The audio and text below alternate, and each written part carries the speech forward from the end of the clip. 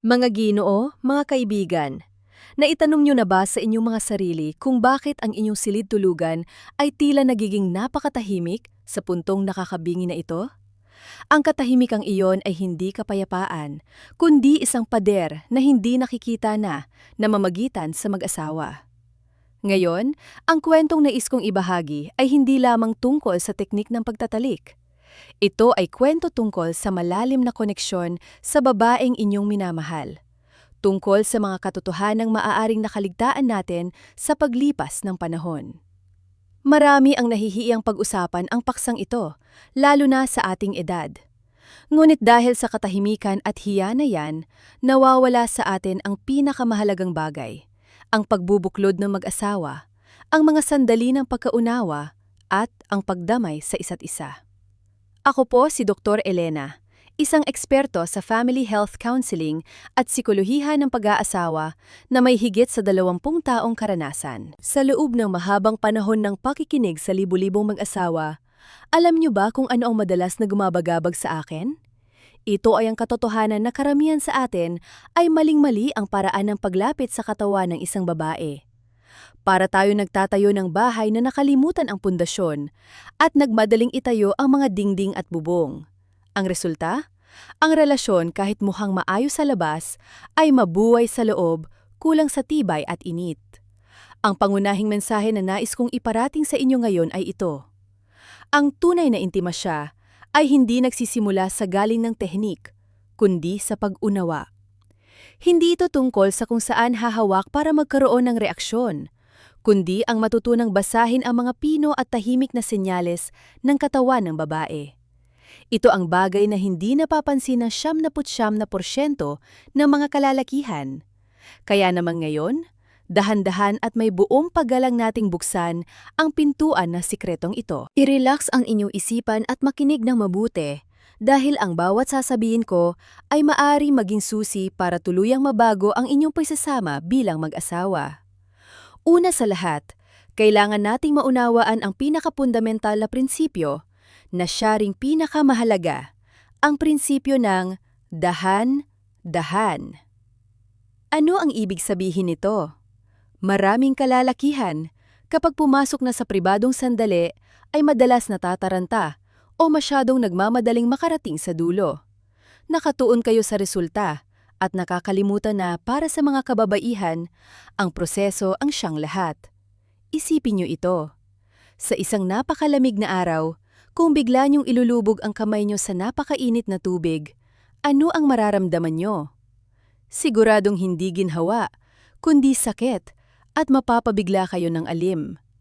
Ngunit kung magsisimula tayo sa maligamgam na tubig at dahan-dahang itataas ang init ay dadaloy sa bawat kalamnan na magdadala ng lubos na pagkakarelak. Ang katawan ng babae ay tumutugon sa parehong paraan. Ang mga biglaang haplos sa mga maselang bahagi ng walang emosyonal na paghahanda ay magdudulot lamang ng pagkainis o pagkabigla. Sa kabaligtaran, ang isang malumanay na paglapit, hakbang-hakbang, ay magdadala ng kapanatagan at tiwala. Kaya ano nga ba ang dapat niyong gawin? Tandaan, ang katawan ng inyong asawa ay isang instrumentong musikal na sopistikado, hindi isang switch ng kuryente. Kapag tumutugtog ng piano, hindi nila basta-basta binabayo ang mga tiklado. Dumadampi sila ng magaan upang lumikha ng melodiya. Sa mga kababaihan, huwag na huwag magsisimula agad sa mga bawal na teritoryo. Simulan sa pagbalot sa kanyang buong katawan ng inyong pagkalinga. Gamitin ang inyong buong palad, uulitin ko, ang buong mainit na palad, upang haplusin ang kanyang likod. Magsimula sa balikat, kung saan nakapatong ang bigat na mga gawain sa araw-araw, at dahan-dahang bumaba sa gulugod. Ang diin ng kamay ay mahalaga. Hindi masyadong madiin para hindi masakit, pero hindi rin masyadong magaan para hindi nakakakiliti. Maglagay ng tamang puwersa, mabigat-bigat ng konti, gumagalaw ng may ritmo, gaya ng mga alon na humahampas sa pampang at muling lumalayo. Ang simpleng galaw na ito ay sapat na para maalis ng babae ang kanyang mga pasanin, mapaluwag ang naninigas na balikat at makahinga ng malalim. Iyan ang unang senyales na nagbubukas na ang kanyang kalooban. Sunod naman ay ang mga braso at binti. Lalo na ang panloob na bahagi ng hita, ito ay isang borderline na napakasensitibo. Pero paalala mga Gino, hindi pa ito ang destinasyon. Gamitin ang dulo ng mga daliri para dumampi mula sa tuhod pataas at muling bumaba. Kapag pataas, dahan-dahan. Kapag pababa, medyo pabilisin para magkaroon ng pagbabago sa ritmo. Ang hindi pagiging predictable na ito ay gigising sa mga natutulog na pandama. Ang tiyan ay madalas di makalimutan, ngunit ito ay nagtatago ng maraming emosyon. Haplusin ang pabilog sa paligid ng pusod, clockwise, maliit na bilog na palaki ng palaki, tapos ay liliit ulit. Ang aksyong ito ay nagpapadala ng napakalakas na mensahe. Mahal at pinapahalagahan ko ang buong pagkatao mo, hindi lang ang isang bahagi ng katawan mo. Ito ang emosyonal na pundasyon na kailangan nating itayo. Dito, siguro marami sa inyo ang magtatanong, kailan ba tayo pupunta sa main event? Ang pagmamadaling iyan ang pinakamalaking hadlang. Tandaan, ang panimulang ito, ang oras ng paggalugad na ito, ang pinakamahalagang bahagi para sa mga babae. Ayon sa mga pag-aaral, ang mga babaeng naihanda ng maayos ang emosyon at katawan ay may kakayahang marating ang rurok ng ligaya ng 3 beses na mas matindi. At higit pa roon, ang kasiyahang iyon ay mas malalim at mas nagpapatibay ng samahan kaysa sa mga panandaliang sandali. Ngayon, dadako tayo sa ikalawang prinsipyo. Mula sa lawak patungo sa linya, mula sa linya patungo sa tuldok. Kung kanina ay ginamit natin ang buong palad lawak para magpakalma, ngayon ay gagamitin naman natin ang mga daliri linya para magpukus sa mga partikular na kurba. Galawin ang daliri mula sa panloob na hita, dahan-dahang papalapit sa gitna, pero huwag munang hawakan. Magpaligoy-ligoy muna sa paligid, parang isang bisitang namamasyal sa labas ng harden. Ang paghihintay na ito ay lumilika ng matinding pananabik. Kapag narating nyo na ang bahaging may buhok, dumampi na parang balahibo ng ibon. At pagkatapos, huminto. Opo, tama ang dinig nyo. Ang paghinto ay isang teknik din. Ang katahimikan ng mga kamay ay minsan mas nakakapukaw kaysa sa tuloy-tuloy na galaw. Sa sandaling ito, ang katawan ng inyong asawa ay magpipigil ng hininga sa pag-aabang. Nagtatanong kung ano ang susunod mong gagawin. Iyan ang oras na hawak nyo na ang ritmo ng pagtatalik. Maraming lalaki ang nagkakamali sa yugtong ito dahil nagmamadaling asintahin ang pinakasensitibong bahagi o ang klitoris. Pero tandaan, yan ay isang hiyas na dapat ingatan, hindi isang buton para buksan ang ilaw. Kailangan nating lumapit muna sa paligid. Gamitin ang daliri para haplusin ang gilid ng masilang bahagi. Napakagaan, halos walang diin. Obserbahan ang hininga ng inyong asawa. Bumabilis ba? O nagpipigil ba siya? Ang katawan ba niya ay bahagyang umaangat papunta sa inyong kamay? Ang lahat ng ito ay langguwahe. Makinig sa usapang ito na walang salita. Kung siya ay napapaatras o naninigas, ibig sabihin ay masyado kayong mabilis. Bumalik sa paghaplos sa hita o tiyan para siya ay kumalma. Hindi ito kabiguan, kundi pagpapakita ng respeto.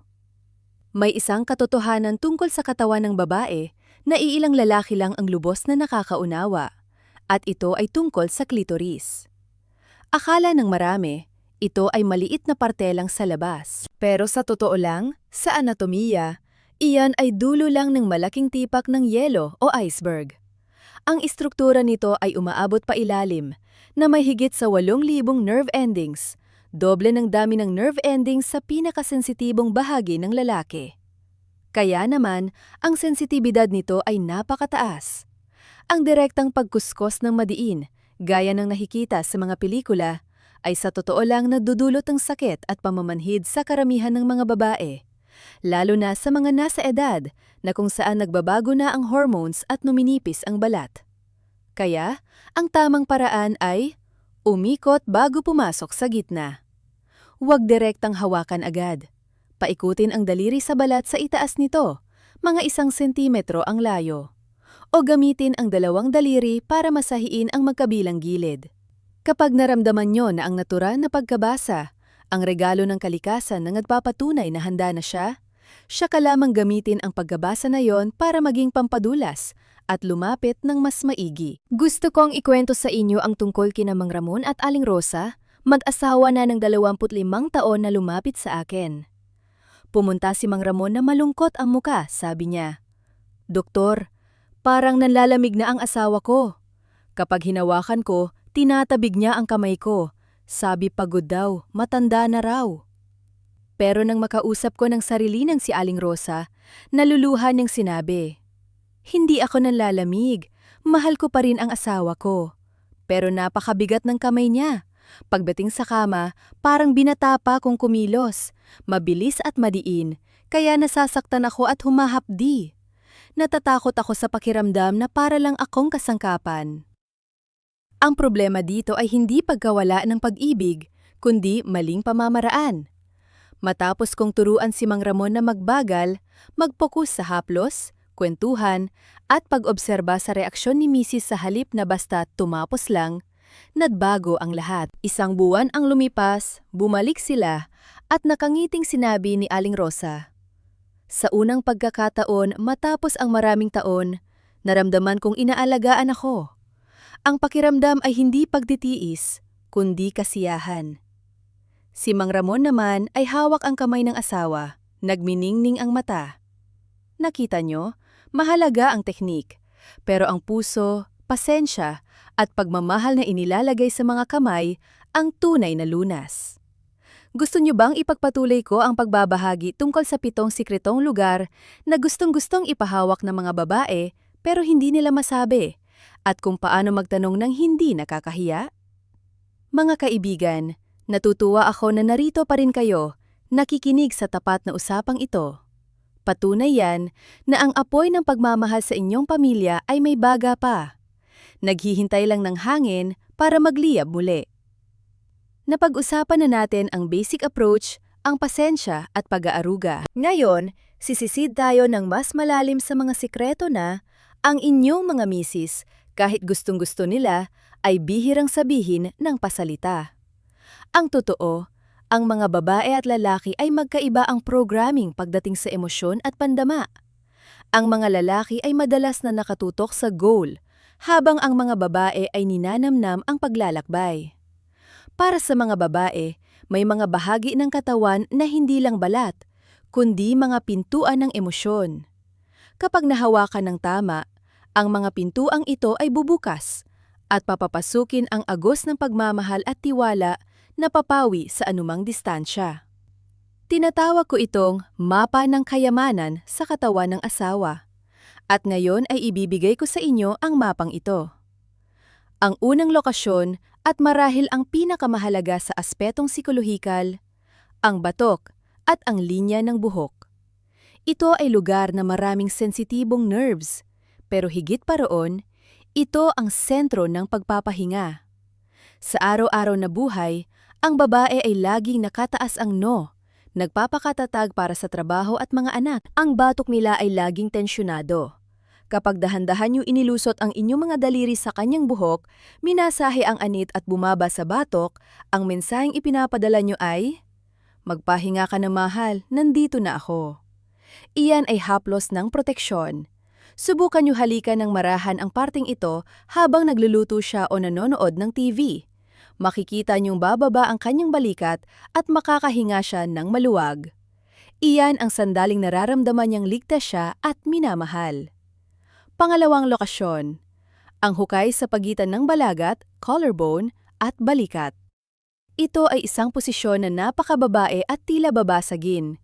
Wala ito sa karaniwang listahan ng mga kalalakihan, pero sa babae, nagpaparamdam ito ng pagpapahalaga. Huwag diinan dito. Gamitin ang hilalaki para haplusin o dampian ng halik. Ang kiliti sa manipis na balat na ito ay gigising sa kuryosidad at iba pang pandama. Pangatlong lokasyon, ang mga palad at mga daliri. Parang simple lang, hindi ba? Pero isipin nyo, kailan nyo huling pinaglaruan nang may paglalambing ang mga kamay ng asawa nyo? Hindi yung hahawakan para hilahin, kundi para ingatan. Ang palad ay puno ng nerve endings. I-interlace ang inyong mga daliri sa kanya, haplusin ang bawat buko ng daliri, masahiin ang palad. Ang aksyong ito ay lumiliha ng koneksyon na napakalalim na walang halong pamimilit. Sinasabi nito, gusto kong kumonekta sa'yo mula sa mga simpleng bagay. Pang-apat na lokasyon, ang likod ng tainga at ang umbok ng tainga. Ito ay lugar na sensitibo sa tunog at hininga. Sa halip na hawakan lang, sabayan ng mainit na hininga. Ang isang bulo ng pagmamahal, ang dampi na hininga sa tainga ay mas malakas pa ang epekto kaysa sa anumang madiin na galaw. Direktang tumatagos ito sa emosyon, nagpapatindig ng balahibo sa sarap. Pero paalala, maging Pino, huwag basain ng sobra o gumawa ng malakas na ingay dahil baka maging nakakailang. Panglimang lokasyon, ang balakang at ibabang bahagi ng likod. Ito ang sandalan ng babae. Kapag niyakap niyo siya mula sa likod at inilagay ang mainit na palad sa kanyang balakang, yan ay posisyon ng matibay na proteksyon. Nagbibigay ito ng pakiramdam ng seguridad. Mula rito, pwede niyo masahiin ang gilid ng gulugod para maalis ang ngalay ng katandaan at magising ang enerhiya ng katawan. Pang-anim na lokasyon, ang panloob na bahagi ng hita. Gaya ng nabanggit ko kanina, ito ay border. Pero dito, gusto kong idiin ang paraan ng paghawak. Huwag magmadaling pumasok ng malalim. Huminto sa kalagitnaan ng hita. Gamitin ang likod ng palad para humaplos. Ang dampi na parang wala lang ay lumilikha ng panunukso na masarap sa pakiramdam na nagpapagana sa imahinasyon ng babae. Hayaan niyo na siya ang magnais na lumapit pa kayo, hindi yung kayo ang pilit na pumapasok. Pang-pitong lokasyon, ang puson o ibabang bahagi ng tiyan. Pinagmulan ng buhay at taguan ng malalim na emosyon. Maraming babae ang nahihiya sa kanilang tiyan dahil sa panganganak, mga stretch marks o taba. Kapag ipinatong nyo ang kamay nyo dyan ng may paggalang, hinaplos ng malumanay at walang panghuhusga, pinaghihilom nyo ang kanyang insecurities. Sinasabi nyo na, mahal ko ang lahat sa'yo, pati ang mga marka ng panahon na isinakripisyo mo para sa pamilyang ito. Ang pagtanggap na ito ang mag-aalis ng hiya ng babae para lubusang makipag-isa sa asawa. Mga Gino, ang pag-alam sa mga lugar na ito ay isang bagay, pero ang pagsasagawa nito ng natural at hindi pilit ay isang sining. At ang susi sa sining na ito ay komunikasyon. Ang katahimikan sa kwarto ay pumapatay sa emosyon. Madalas nating isipin na dahil ilang dekada na tayong magkasama, hindi na kailangan magsalita. Tinginan lang alam na. Pero ang totoo, madalas tayong nami-misinterpret. Akala mo gusto niya ng madiin, yun pala gusto niya malumanay. Akala mo tahimik siya dahil gusto niya, pero nagtitiis lang pala. Paano babasagin ang katahimikan nang hindi nawawala ang romance? Huwag itong gawing interview gaya ng, gusto mo ba to? Okay na ba to? Nakakawala yan ng gana. Sa halip, gumamit ng mga tanong na nagbubukas ng damdamin. Halimbawa, habang minamasahe ang balikat niya, pwede mong ibulong. Napapansin kong laging ngawit ang balikat mo. Guminhawa ba ang pakiramdam mo dito? Ipinapakita nito na concern ka muna sa kalusugan niya bago ang lahat. O kaya sa mas pribadong sandali sa halip na, anong gusto mo? Subukang sabihin. Gusto kong makita kang komportable. Ituro mo sa akin kung paano ka magiging pinakamasaya? Ang linyang ito ay nagbibigay ng kapangyarihan sa misis na maramdaman niyang nirerespeto siya at mahalaga ang pangangailangan niya. Isa pang sikreto ay ang paggamit ng positibong pananalita. Kapag nakita mong maganda ang reaksyon niya, sabihin agad, gusto ko kung paano ka tumutugon. O, ang ganda ng katawan mo kapag relax ka. Ang mga papuring tapat ay mabisang pampagana para maging kumpiyansa siya at maging bukas sa pagsasabi ng gusto niya. Huwag kalimutang makinig sa lengguwahe ng katawan. Ang pagbuntong hininga, pagbilis ng hininga, pag-arko ng likod, o paghigpit ng hawak, lahat yan ay tapat na sagot. Sanayin ang sarili na magmased at ayusin ang galaw base sa mga senyales na iyon. Naalala ko ang kwento ni Mang Boy at Aling Corazon, parehong nasa 60 anyos na. Sabi ni Mang Boy, dati ay nahihiya siyang magtanong kay Mrs.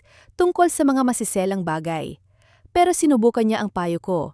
Nagsimula sa kwentuhan habang naglalakad sa gabi.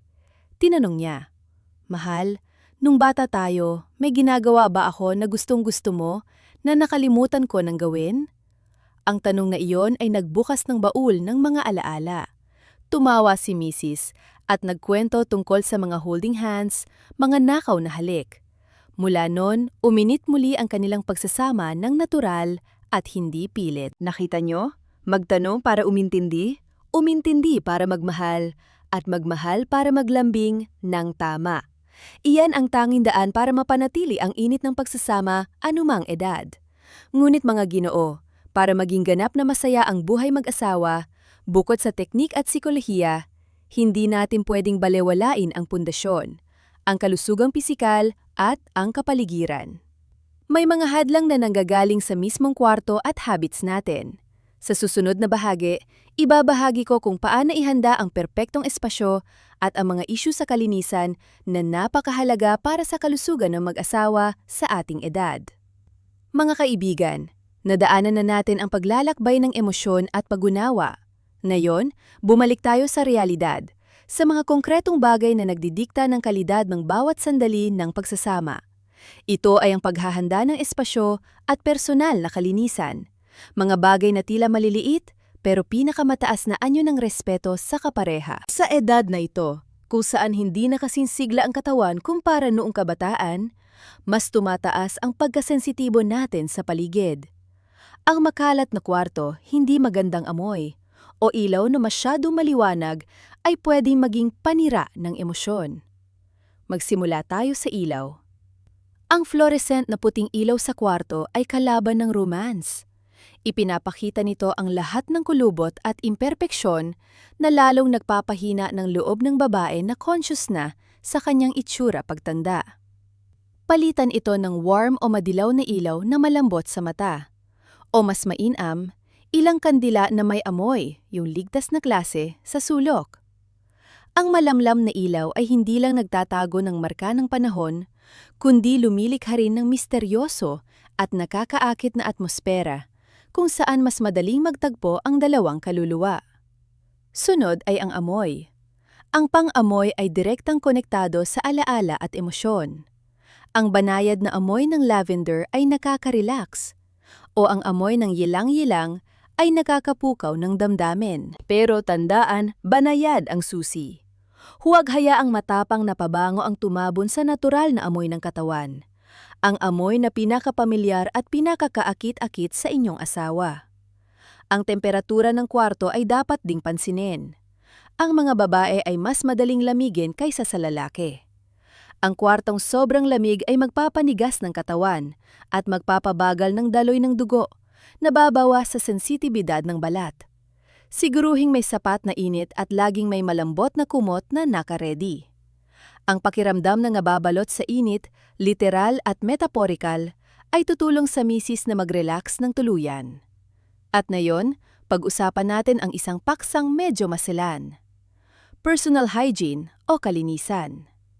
Alam kong iisipin ng iba, matanda na kami, arte pa ba yan? Pero mga Gino, dahil matagal na tayo mag-asawa, mas lalo nating dapat panatilihin ang magandang imahe sa isa't isa. Ang kalinisan ay walang salitang pagsasabi ng, "Nirerespeto kita at gusto kong ibigay sa iyo ang pinakamaayos kong sarili." Para sa mga lalaki, pansinin ang mga kuko.